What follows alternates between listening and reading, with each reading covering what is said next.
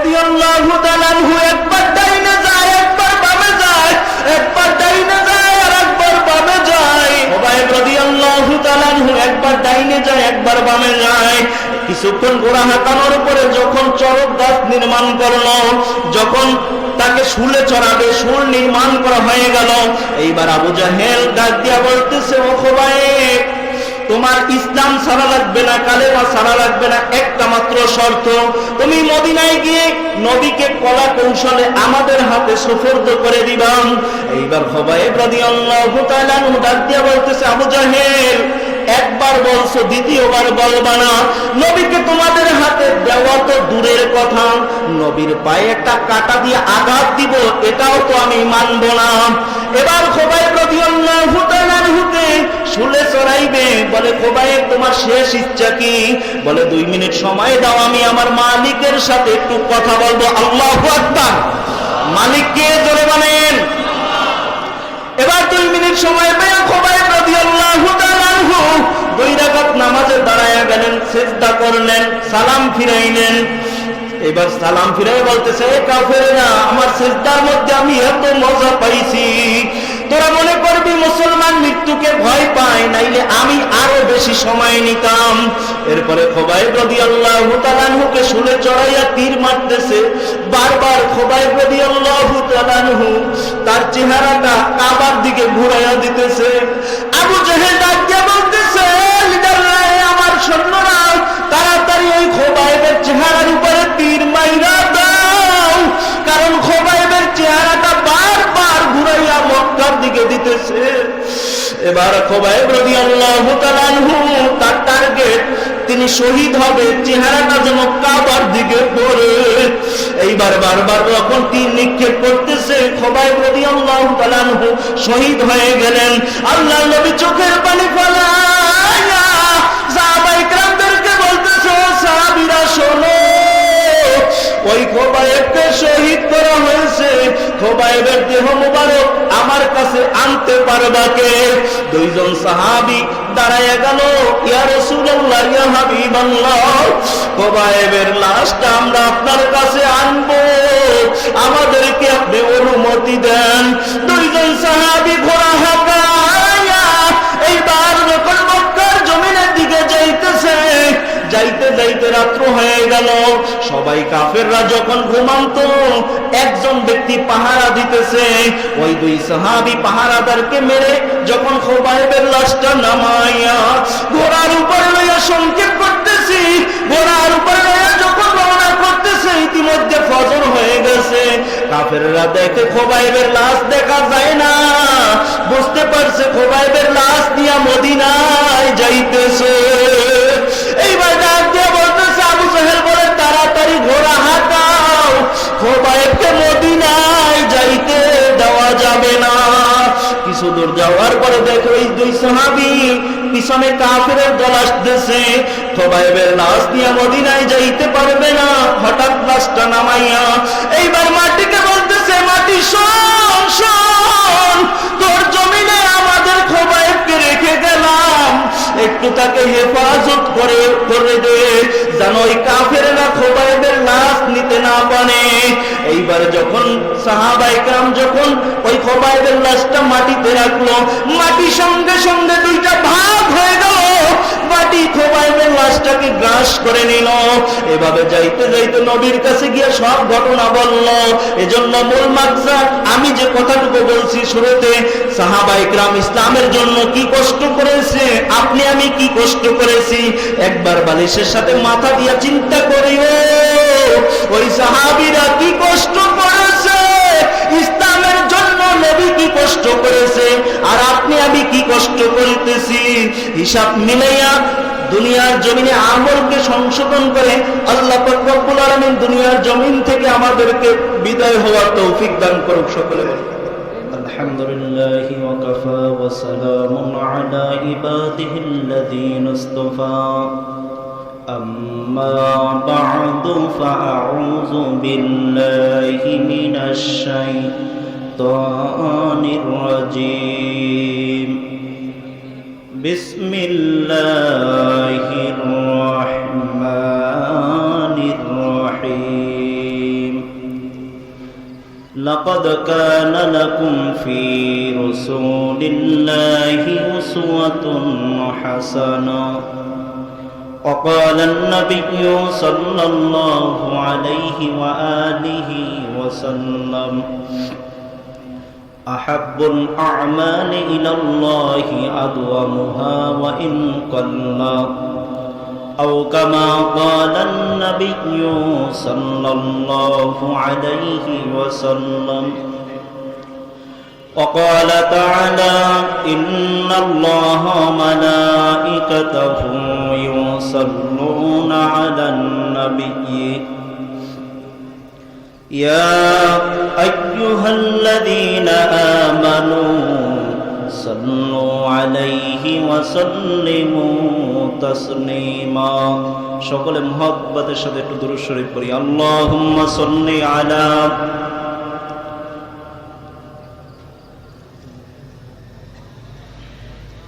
সাল্লাল্লাহু আলাইহি ওয়া আলা আলিহি ওয়া আসহাবিহি ওয়া বারাকা ওয়া সাল্লাম মুহাব্বতে আল্লাহুম্মা সাল্লি আলা সাইয়্যিদিনা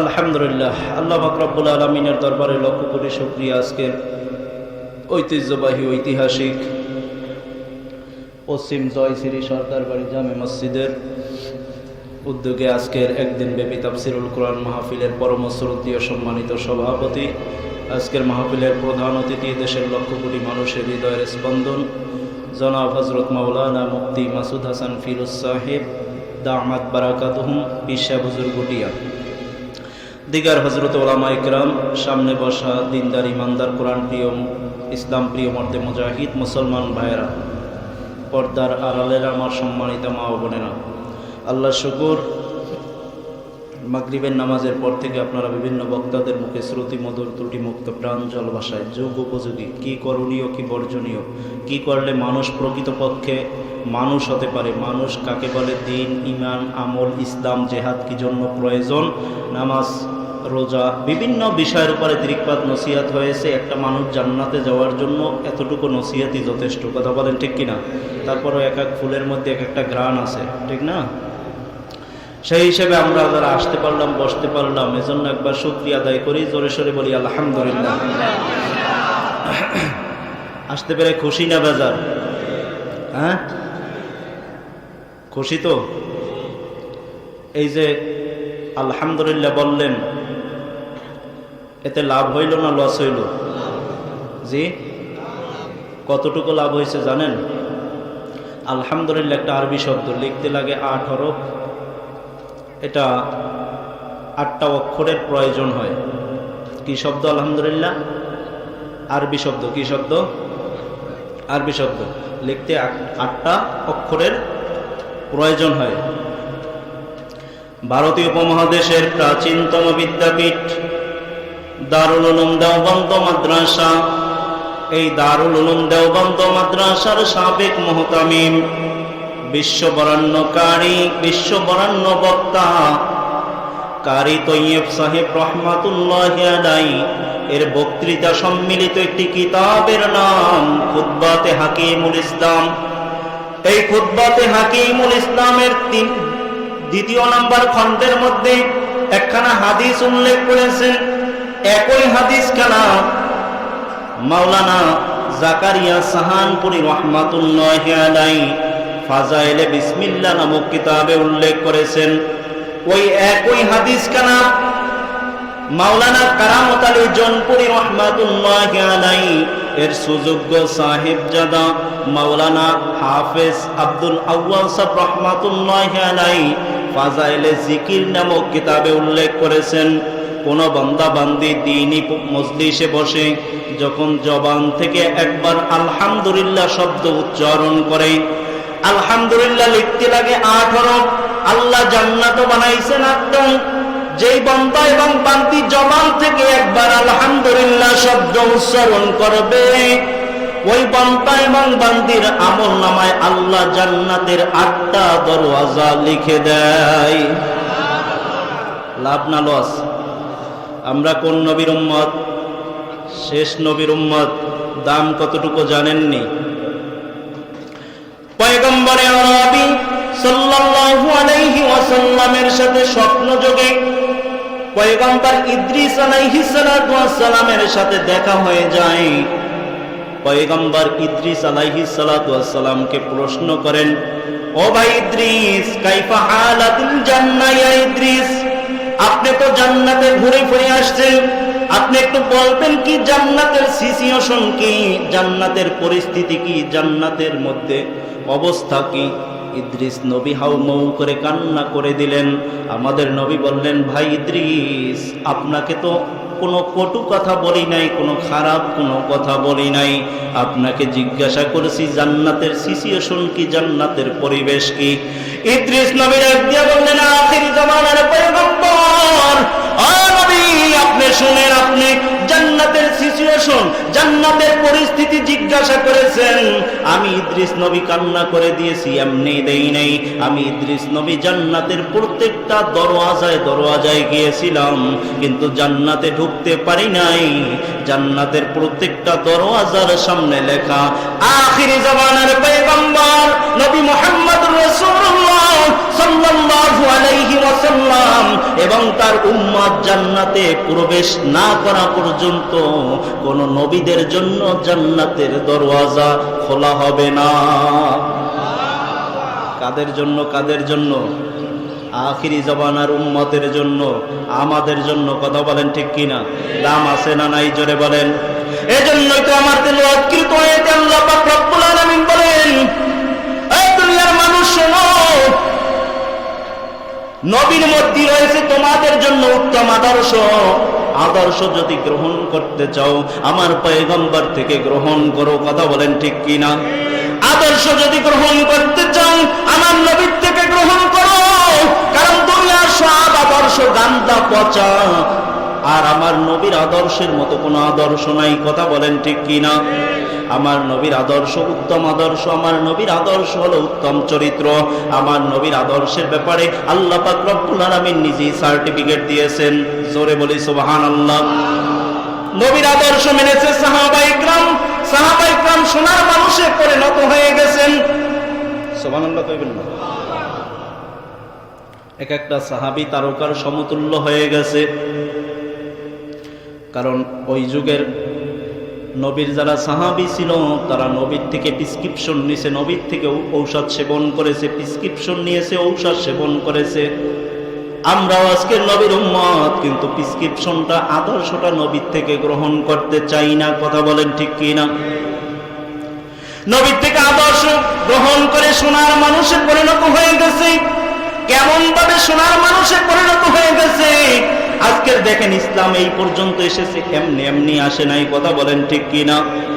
ইসলাম এই পর্যন্ত এসেছে, এমনি এমনি আসে নাই।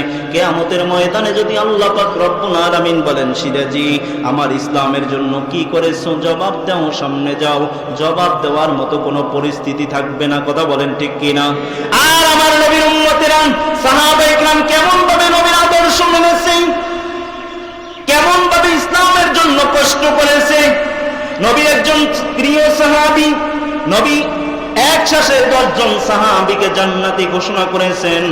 আমার নবী বলেন, আমার আবু বকর, ওমর, ওসমান, আলী, সাদ, সাঈদ, তালহা, জুবায়ের, আব্দুর রহমান ইবনে আওফ, আবু উবাইদা ইবনুল জাররাহ জান্নাতি। জোরে বলি সুবহানাল্লাহ। 2 নম্বরে হযরতে ওমর ফারুকের নামটা ঘোষণা করেছেন নবী। এই ওমর ফারুক কে জানেননি?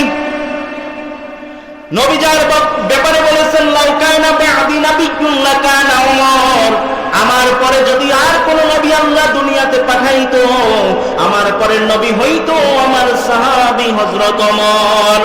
নবী হওয়ার সব যোগ্যতা আল্লাহ ওমরের মধ্যে দিয়েছেন, কিন্তু নবীর পরে আর কেউ নবী নাই, এজন্য ওমর নবী হতে পারে নাই। কথা বলেন ঠিক কিনা? এই ওমরে ফারুক রাদিয়াল্লাহু তাআলা আনহু একদিন খেলাফতের আমলে তিনি মসনাদে বসা, তার খেলাফতের আমলে তিনি একদিন মসনাদে বসেন। ওমর ফারুক রাদিয়াল্লাহু তাআলা আনহু খাব্বাবকে ডাক দিয়ে বললেন, খাব্বাব, আমার ইসলাম গ্রহণের কাহিনী আমি তোমাকে বলবো, তোমার ইসলাম গ্রহণের কাহিনীও তুমি আমাকে বলো। খাব্বাব রাদিয়াল্লাহু তাআলা আনহু চোখের পানি ছেড়ে দিলেন। আমিরুল মুমিনিন খলিফাতুল মুসলিমিন ওমর ডাক দিয়ে বললেন, খাব্বাব আমি তোমাকে কান্না করতে বলি নাই, আমি তোমাকে ইসলাম গ্রহণের কাহিনীটা একটু বলতে বলছি। খাব্বাব রাদিয়াল্লাহু তাআলা আনহু বললেন, ও আমিরুল মুমিনিন, আপনার ইসলাম গ্রহণের কাহিনী একটু আমাকে আগে শোনান, এরপরে আমার কাহিনী বলবো। আমিরুল মুমিনিন ওমর ডাক দিয়ে বলে, খাব্বাব শোনো শোনো, আমি ওমর ইসলাম গ্রহণের পিছনে তেমন কোনো গুরুত্বপূর্ণ কোনো কাহিনী নাই, কারণ আমি ওমর যখন কাফেরদের দলে ছিলাম তখনও আমি কাফেরদের লিডার ছিলাম। আমি ওমরের তেমন কোনো ইসলাম গ্রহণের কাহিনী নাই। আমি ওমর ইসলাম গ্রহণ করতে গিয়ে একটা মাইর খাই নাই, একটা চর খাই নাই, আমাকে কেউ বাধা দেয় নাই, কারণ আমি ওই ওমর যে ওমর কথার আগে তরবারি চলে।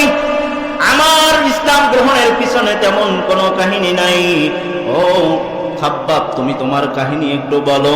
এইবার খাব্বাব রাদিয়াল্লাহু তাআলা আনহু পিঠের জামাটা জাগাইছে, দেখে জামার পিঠের মধ্যে ঠোসকা ঠোসকা দাগ দেখা যায়। আমিরুল মুমিনিন চোখের পানি ছেড়ে দিলেন, ডাক দিয়ে বললেন, খাব্বাব তোমার কবে আবার বসন্তের দাগ হয়েছে? তুমি তো কোনোদিন বলো নাই।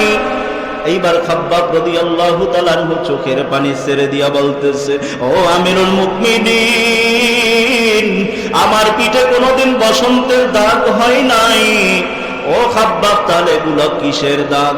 বলে কলেমা পড়ার অপরাধের কারণে ওই মক্কার কাফেররা বেঈমানেরা ঘোড়ার সাথে দড়ি দিয়ে আমাকে বেঁধে ঘোড়া হাঁকাইতেছে হাঁকাইতেছে, আমি খাব্বাব বালুর উপরে পড়ে উত্তপ্ত বালু, এত গরম আমার পিঠের উপর দিয়া ফসকা পড়ে গেছে, গোস্তগুলা খসে গেছে।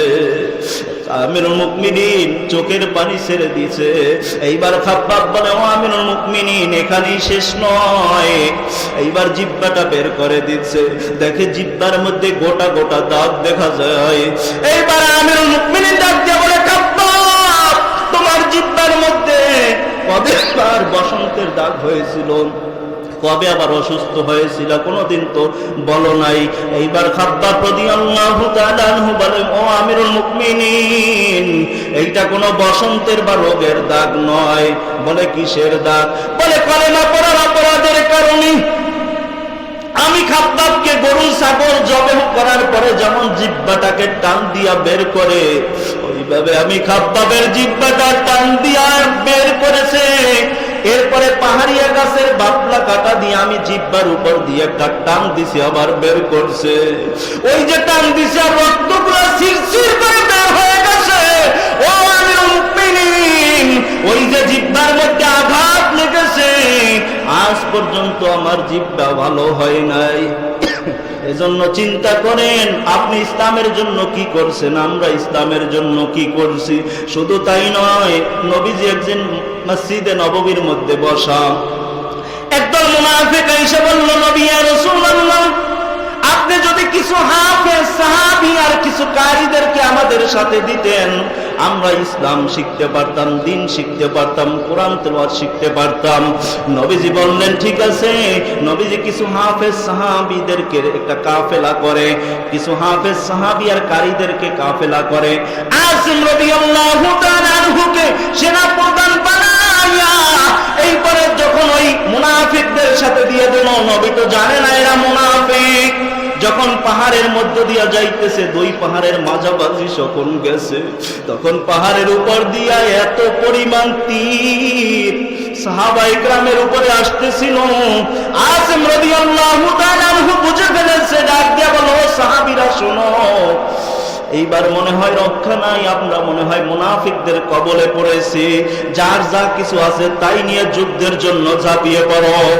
ওই পাহাড়ের উপর থেকে কাফেররা ডাক দিয়ে বলতেছে, আছে যুদ্ধের জন্য প্রস্তুতি নিয়ে কোনো লাভ নাই, কারণ হয় এখানে তোমরা মরবা, না হয় আত্মসমর্পণ করবা। আসিম রাদিয়াল্লাহু তাআলা আনহু ডাক দিয়ে বলে, কাফেররা শোন, নবীর সাহাবীরা কখনো আত্মসমর্পণ করে না, নবীর সাহাবীরা কখনো ঈমান বিক্রি করে না। আমরা প্রয়োজনে শাহাদাতের পেয়ালা পান করব, এরপরও আমরা কখনো আত্মসমর্পণ করব না। এইবারে যুদ্ধ শুরু হয়ে গেল, কিছু সাহাবী শাহাদাতের পেয়ালা পান করলো, এরপরে 3 জন সাহাবী বাকি রইল। 1 নম্বরে আসিম রাদিয়াল্লাহু তাআলা আনহু, 2 নম্বরে খুবাইব রাদিয়াল্লাহু তাআলা আনহু, 3 নম্বরে আরেকজন সাহাবী। 3 জনে যুদ্ধ করতে করতে সামনের দিকে যাইতেছে। খুবাইব রাদিয়াল্লাহু তাআলা আনহু ডাক দিয়ে বলে, ভাই আসেন, আত্মসমর্পণ করো, আমরা মনে হয় জীবন নিয়ে মদিনায় ফিরতে পারবো না।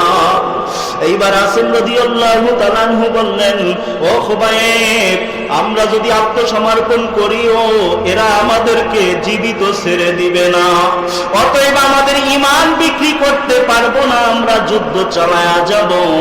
এইভাবে যুদ্ধ করতে করতে পাহাড়ের দিকে যাইতেছে, পাহাড়ের দিকে উঠতেছে। এর মধ্যে খুবাইব কাফেরদের হাতে বন্দী হয়ে গেল। এইবার আসিম রাদিয়াল্লাহু তাআলা আনহু যুদ্ধ করতেছে। হঠাৎ 3 নম্বরের যে একজন সাহাবী ছিল, তার বুকের মধ্যে একটা তীর এসে পড়ার সাথে সাথে ওই সাহাবীও শাহাদাত বরণ করেছে। এরপরে আসিম একা যুদ্ধ করতেছে আর পাহাড়ের উপরে উঠতেছে, যুদ্ধ করতেছে, পাহাড়ের উপরে উঠতেছে। পাহাড়ের মাঝামাঝি গিয়ে আসমানের দিকে তাকাইয়া বলে, ও আসমানের মালিক, তুমি একটু তাকাইয়া দেখো, আর আমি আসিমের সালামটা একটু নবীর কাছে পৌঁছাইয়া দাও। হঠাৎ জিবরাইল আমিন নবীর দরবারে হাজির। জিবরাইল আমিনকে দেখা নবী বলতেছে, ভাই জিবরাইল, কি সংবাদ নিয়ে আসছো একটু বলো। জিবরাইল আলাইহিস সালাতু ওয়াস সালাম বললেন, ইয়া রাসূলুল্লাহ, ইয়া হাবিবাল্লাহ, আপনার সাহাবী আসিম আপনাকে সালাম দিয়েছে। আমার নবী বলতেছে, ভাই জিবরাইল, আসিমের সালামের থেকে আমি রক্তের ঘ্রাণ পাইতেছি, একটু বলবানি আসিমের অবস্থা কি? বলে, ইয়া রাসূলুল্লাহ, আমি একটু পরে আবার সংবাদ নিয়ে আসবো। এর মধ্যে আসিম রাদিয়াল্লাহু তাআলা আনহুর বুকের মধ্যে একটা তীর এসে বসলো। আসিম রাদিয়াল্লাহু তাআলা আনহু বুঝতে পারলেন এটাই তার শেষ ঠিকানা, এটাই তার শেষ সময়। আবার আসমানের দিকে তাকাইয়া বলল, আসমানের মালিক, শেষ সালামটুকু নবীর কাছে একটু পৌঁছায়া দাও। এইবার যখন জিবরাইল আলাইহিস সালাতু ওয়াস সালাম আসলো, আয়েশা বলতেছে, ইয়া রাসূলুল্লাহ, ইয়া হাবিবাল্লাহ, আপনার আসিম সালাম পাঠাইছে। এইবার নবী বলতেছে, ও ভাই জিবরাইল, আমি বুঝতে পারছি আমার আসিম দুনিয়াতে আর নাই, শাহাদাতের পেয়ালা পান করেছে।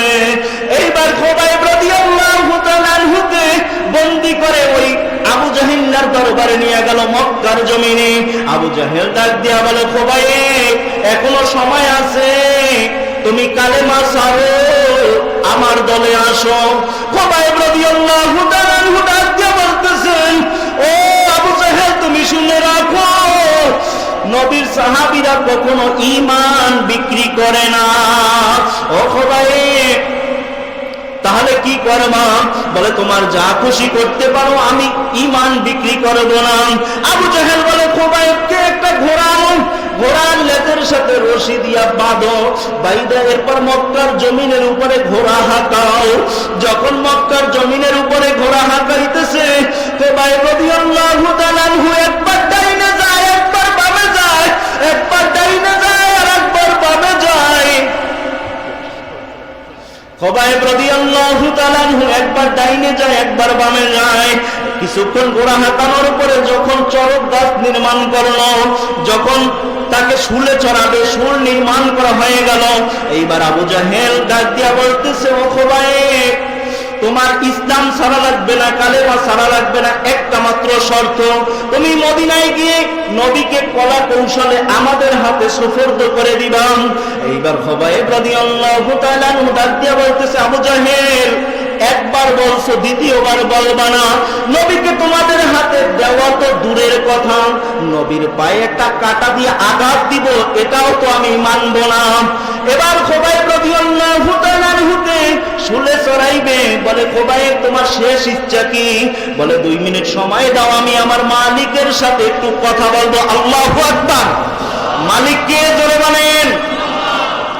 এবার 2 মিনিট সময় পেয়ে খুবাইব রাদিয়াল্লাহু তাআলা আনহু 2 রাকাত নামাজে দাঁড়ায়া গেলেন, সিজদা করলেন, সালাম ফিরাইলেন। এবার সালাম ফিরাই বলতেছে, এ কাফেরেরা, আমার সিজদার মধ্যে আমি এত মজা পাইছি, তোরা মনে করবি মুসলমান মৃত্যুকে ভয় পায়, নাইলে আমি আরো বেশি সময় নিতাম।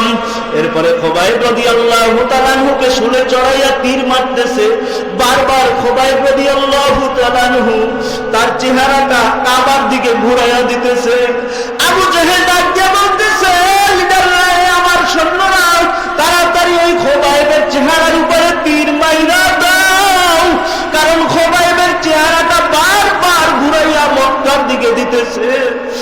এবার খোবাইব রাদিয়াল্লাহু তাআলা আনহু তার টার্গেট, তিনি শহীদ হবে, চেহারাটা যেন কাবার দিকে পড়ে। এইবার বারবার যখন তীর নিক্ষেপ করতেছে, খোবাইব রাদিয়াল্লাহু তাআলা আনহু শহীদ হয়ে গেলেন। আল্লাহর নবী চোখের পানি ফেলায়া সাহাবায়ে কেরামদেরকে বলতেছে, ও সাহাবীরা শোনো, ওই খোবাইবকে শহীদ করা হয়েছে, খোবাইবের দেহ মুবারক আমার কাছে আনতে পারবা কে? 2 জন সাহাবী দাঁড়ায়া গেল, ইয়া রাসূলুল্লাহ, ইয়া হাবিবাল্লাহ, খোবাইবের লাশটা আমরা আপনার কাছে আনবো, আমাদেরকে আপনি অনুমতি দেন। 2 জন সাহাবী ঘোড়া হাঁকায়া এইবার যখন মক্কার জমিনের দিকে যাইতেছে, যাইতে যাইতে রাত্র হয়ে গেল। সবাই কাফেররা যখন ঘুমান্ত, একজন ব্যক্তি পাহারা দিতেছে। ওই 2 সাহাবী পাহারাদারকে মেরে যখন খোবাইবের লাশটা নামাইয়া ঘোড়ার উপরে লইয়া সংক্ষেপ করতেছি, ঘোড়ার উপরে লইয়া যখন রওনা করতেছে, ইতিমধ্যে ফজর হয়ে গেছে। কাফেররা দেখে খোবাইবের লাশ দেখা যায় না, বুঝতে পারছে খোবাইবের লাশ নিয়ে মদিনায় যাইতেছে। এইবার ডাক দিয়ে বলতেছে, আবু জেহেল বলে, তাড়াতাড়ি ঘোড়া হাঁকাও, খোবাইবকে মদিনায় যাইতে দেওয়া যাবে না। কিছু দূর যাওয়ার পরে দেখো এই 2 সাহাবী পিছনে কাফেরের দল আসতেছে, খোবাইবের লাশ নিয়ে মদিনায় যাইতে পারবে না। হঠাৎ লাশটা নামাইয়া এইবার মাটিকে বলতেছে, মাটি শোন শোন, তোর জমিনে আমাদের খোবাইবকে রেখে গেলাম, একটু তাকে হেফাজত করে দে, যেন ওই কাফেররা খোবাইবের লাশ নিতে না পারে। এইবার যখন সাহাবায়ে কেরাম যখন ওই খোবাইবের লাশটা মাটিতে রাখলো, মাটি সঙ্গে সঙ্গে 2টা ভাগ হয়ে গেল, মাটি খোবাইবের লাশটাকে গ্রাস করে নিল। এভাবে যাইতে যাইতে নবীর কাছে গিয়ে সব ঘটনা বলল। এজন্য মূল মাকসাদ, আমি যে কথাটুকু বলছি শুরুতে, সাহাবায়ে কেরাম ইসলামের জন্য কি কষ্ট করেছে, আপনি আমি কি কষ্ট করেছি, একবার বালিশের সাথে মাথা দিয়া চিন্তা করিও। ওই সাহাবীরা কি কষ্ট করেছে ইসলামের জন্য, নবী কি কষ্ট করেছে, আর আপনি আমি কি কষ্ট করতেছি, হিসাব মিলাইয়া দুনিয়ার জমিনে আমলকে সংশোধন করে আল্লাহ পাক রব্বুল আলামিন দুনিয়ার জমিন থেকে আমাদেরকে বিদায় হওয়ার তৌফিক দান করুক। সকলে বলি আমিন। দাওয়ানা আলহামদুলিল্লাহি রাব্বিল আলামিন। আসসালামু আলাইকুম ওয়া রাহমাতুল্লাহ। আমরা পিসা হুজুরের সাথে আলোচনা শুনে মোনাজাত দিয়ে আমরা এখান থেকে বিদায় হব ইনশাআল্লাহ।